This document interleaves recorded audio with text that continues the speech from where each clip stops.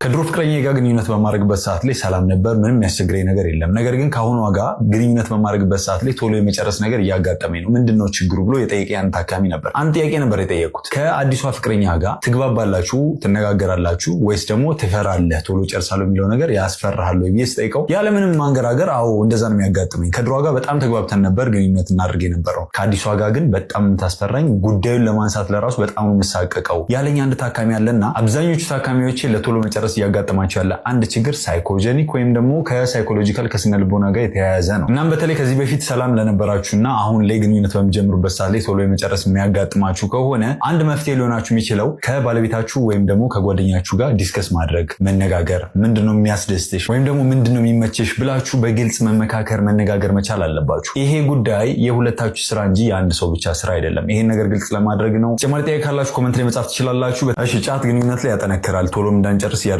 ነው ብላችሁ በጣም በተደጋጋሚ የተጠቀማችሁ ያላችሁ ብዙ ታካሚዎች ያጋጠማችሁ ነው። ስለዚህ ይህን ነገር በደንብ ግልጽ አድርጌ ልንገራችሁ።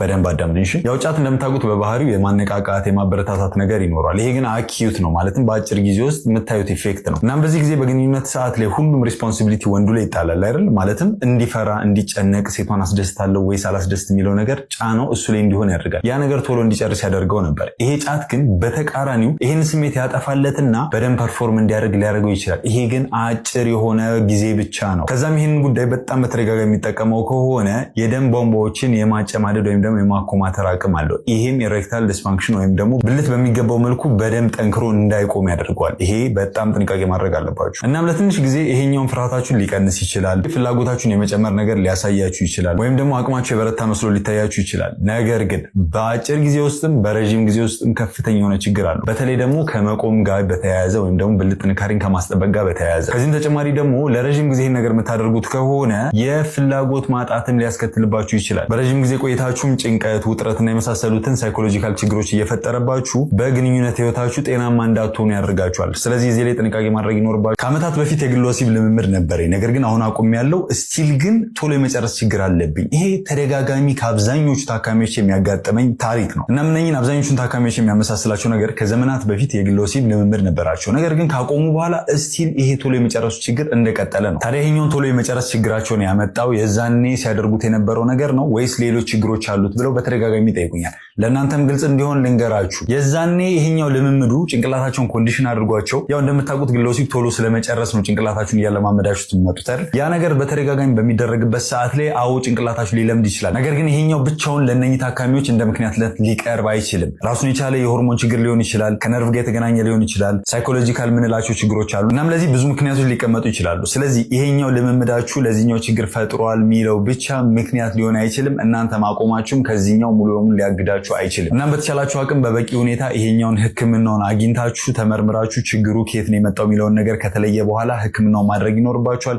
እሺ፣ በግንኙነታችሁ ወንድ አጋራችሁ ቶሎ የሚጨርስ ከሆነ ለስሜቴ ለምንድን ነው የማትጨነቀው ብላችሁ የምታስጨንቁ ሴቶች በደንብ አዳምጡኝ። ወንዶች በግንኙነት ላይ ቶሎ የሚጨርሱት ወደውት አይደለም፣ ራሱን የቻለ ችግር አለው። ስለዚህ እንደዚህ አይነት ጉዳይ በሚያጋጥማቸው ሰዓት ላይ እናንተ የዛ ሰዓት ሰፖርተር ብትሆኑ በጣም ተመራጭ ነው። በተለይ ደግሞ ይሄ ነገር ከዚህ በፊት እንደዚህ ችግር ያመጣልና ከዚህ ጋር የተያዘ ሊሆን ስለሚችል አንተ ብትታከሙ ምን ይመስላል ብላችሁ ሰፖርት ብታደርጉት ይሄ ወንድ ይታከማል። ከዛ በኋላ ጥሩ ፐርፎርም ያደርጋል። እናንተም በግንኙነት ህይወታችሁ ደስተኛ ትሆናላችሁ ማለት ነው። ስለዚህ ነገር ላስታውሳችሁ ብዬ ነው። እናንተን ስለሚጠላችሁ ወይም ደግሞ ከእናንተ ፍላጎቱ ስለቀነሰም ወይም ደግሞ ሌሎች የምታስቡት ነገር አይደለም። ራሱን የቻለ ችግሮች አሉት። ከብዙ በሽታዎች ጋር የሚያያዝ ሊሆን ይችላል። ከዚህ በፊት ከነበሩት የህይወት ልምምዶች ጋር ሊሆን ይችላል እና ብዙ ምክንያቶች አሉት። እነዚያ ይታከማሉ። ገና ግንኙነት ሳትጀምሩ በመሳሳም ብቻ የምትጨርሱ ወንዶች በደንብ አዳምጡ። እሺ፣ ይሄኛው ቶሎ የመጨረስ ችግር በደረጃው ሲቪር የምንለው ወይም ደግሞ ከፍተኛ ደረጃ ሲሆን መታከም ይችላል። ነገር ግን አንዳንድ አጋላጭ የሆኑ ሁኔታዎችን ልንገራችሁ። ከነኚህ መሀል እንደ ምክንያትነት በዋናነት የሚቀመጠው ግል ወሲብ ለረዥም ጊዜ የምታደርጉ ከነበረ ነው። ይሄኛውም ለርንድ ኢጃኩላቶሪ ኮንዲሽኒንግ እንለዋለን። ማለትም ሰውነታችሁ፣ ጭንቅላታችሁ ያንን ነገር በተደጋጋሚ ቶሎ መጨረስን እየተለማመደ እንዲመጣ ያደርገዋል። ምክንያቱም አንድ ሰው ግንኙነት በሚያደርግበት ጊዜ መጀመሪያ ተነሳሽነት አለ፣ ከዛ ግንኙነቱ አለ፣ ከዛም በኋላ ደስታ ጣረው አለ፣ ከዛ በኋላ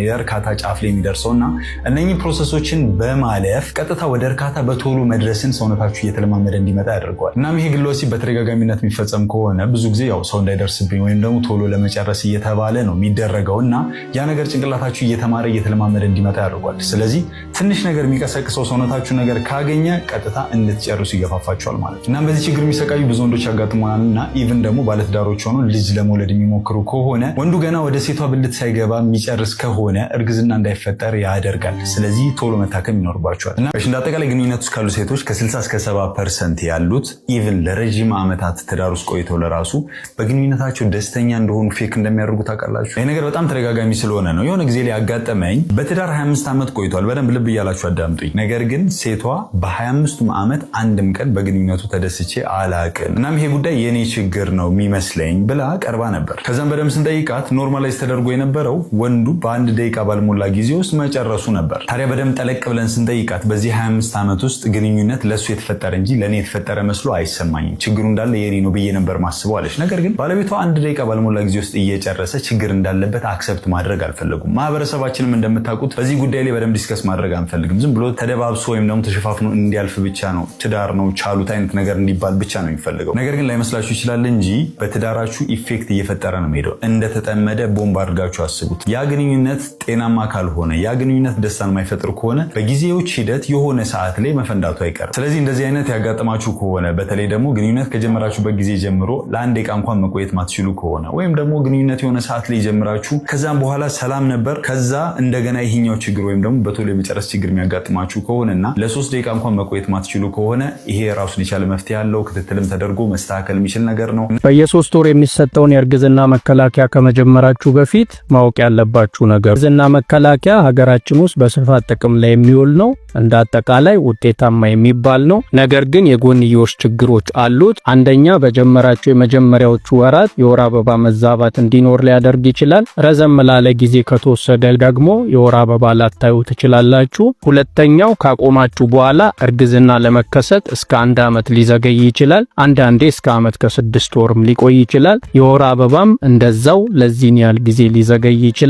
እነዚህ ብዙ ታካሚዎች ይህንን የጎንዮሽ ችግር ባለማወቅ ለመታየት ከሚመጡባቸው ዋና ምክንያቶች ናቸው። ሶስተኛው ደግሞ ረዘም ላለ ጊዜ ሲወሰድ የአጥንት መሳሳት እንዲከሰት ሊያደርግ ይችላል። ደግነቱ ካቆማችሁት በኋላ ችግሩ በራሱ እየተስተካከለ ይሄዳል። ስለዚህ የእርግዝና መከላከያ ከ2 ዓመት በላይ እንድትጠቀሙት አይመከርም እና የጎንዮሽ ችግሮቹን ከግምት ማስገባት አስፈላጊ ነው። የሴት ልጅ የብልት ፈሳሽ አሳሳቢ የሆነው መቼ ነው? የብልት ፈሳሽ ሴት ልጅ ለአቅመ ሔዋን ከደረሰች በኋላ የሚኖር ነው። መኖሩም እጅግ በጣም አስፈላጊ ነው። ስለዚህ ጤናማ የምንለው የብልት ፈሳሽ ምን አይነት ነው ከሚለው ስንጀምር የብልት ፈሳሽን ጤናማ ነው ለማለት መታየት ያለባቸው መስፈርቶች አሉ። አንደኛው ቀለሙ ነው። ሌላኛው ደግሞ ሽታ ነው። ሶስተኛ ደግሞ ተያያዥ ምልክቶች ካሉ ነው። ስለዚህ ከቀለሙ ስንጀምር ጤናማ የሚባለው ፈሳሽ ውሃማ ንጹህ የሆነ ከለር ወይም ነጣ ያለ ከለር ያለው ፈሳሽ ሲሆን ነው። በሽታ ደረጃ ደግሞ ምንም አይነት የሚረብሽ ጠረን ሊኖረው አይገባም። በእርግጥ ጤናማውም የውስጥ ልብስ ላይ የተወሰነ የቀለም ለውጥ ሊያሳይ ይችላል እና ትንሽ ሽታ ሊኖረው ይችላል፣ ግን የሚረብሽ ጠረን ሊኖረው አይገባም። ስለዚህ ጤናማ ያልሆነው ፈሳሽ ምን አይነት ሲሆን ነው ከተባለ አንደኛው አረንጓዴያማ አረፋ ያለው አይነት ፈሳሽ፣ ቢጫ ልክ እንደ መግል አይነት የሆነ ፈሳሽ ወይ ደግሞ ግራጫ ቀለም ያለው ወይም ግሬ የምንለው አይነት ከለር ያለው ፈሳሽ ከሆነ፣ እንደ የነጣ የሚፈረፈር አይነት ፈሳሽ ከሆነ፣ እንደዚህ አይነት ቀለም ያለው ፈሳሽ ከሆነ ጤናማ አይደለም። በሽታ ደረጃ ደግሞ መጥፎ ጠረን ነው የሚኖረው ወይም ደግሞ እንደ አሳ አይነት ሽታ ሊኖረው ይችላል። በተለይ ግንኙነት በምታደርጉ ጊዜ ይሄ የአሳ አይነት ሽታው የሚጨምር ከሆነ ጤናማ የብልት ፈሳሽ አይደለም እንላለን። ስለዚህ እንደዚህ አይነት ጤናማ ያልሆነ ፈሳሽ የሚከሰተው ለምንድን ነው? ሲጀመር ፈሳሽ ለምን ይኖራል? መጠኑ የሚጨምርበት ጊዜ አለ ወይ? ጤናማ ላልሆነ አጋላጭ ምክንያቶችና መፍትሄዎቻቸው ምንድን ነው የሚሉትን ደግሞ ሰፊ የሆነ ቪዲዮ ሰርቻለሁ። በእርግዝና ወቅት ማንጎ መብላት ይቻላል ወይ? በተደጋጋሚ የተጠየቁት ጥያቄ ነው። ማንጎ በውስጡ ቫይታሚን ሲ፣ ፎሌት፣ ሌሎች ቫይታሚኖች፣ ሚኒራሎች፣ ፖታሺየም፣ ማግኒዥየም፣ ፋይበር፣ ከፍተኛ ኢነርጂ በውስጡ ይይዛል። ስለዚህ በእርግዝና ወቅት ቢወሰድ የፎሊክ አሲድን ስር ያግዛል፣ ለጽንሱ የአእምሮ እድገት ያግዛል። በውስጡ ያለው ቫይታሚን ሲ የምትወስዱትን ፕሪናታል በደንብ ወደ ደም እንዲገባ ይረዳል። በውስጡ ያለው ፋይበር የሆድ ድርቀት ለሚያስቸግራቸው በጣም ያግዛል። በውስጡ ከፍ ያለ ኢነርጂ ያለው እርሱም በራሱ ለእርግዝናው ጠቃሚ ነው። ግን መጠንቀቅ ያለባችሁ ነገር በእርግዝና ወቅት የሚሆን ከዛ በፊት የስኳር ህመም ካለ አወሳሰዳችሁ መጠንቀቅ ያስፈልጋል። ሌላው በከፍተኛ ደረጃ የምትመገቡትም ከሆነ ከፍ ያለ የሰውነት ክብደት መጨመር ሊያስከትል ይችላል እና ደግሞ የጨጓራ ማቃጠል ስሜትን ሊጨምር ይችላል። ስለዚህ መጠኑን መገደብ ነው እንጂ ማንጎ መጠቀም ብዙ ጥቅሞች ነው ያሉት።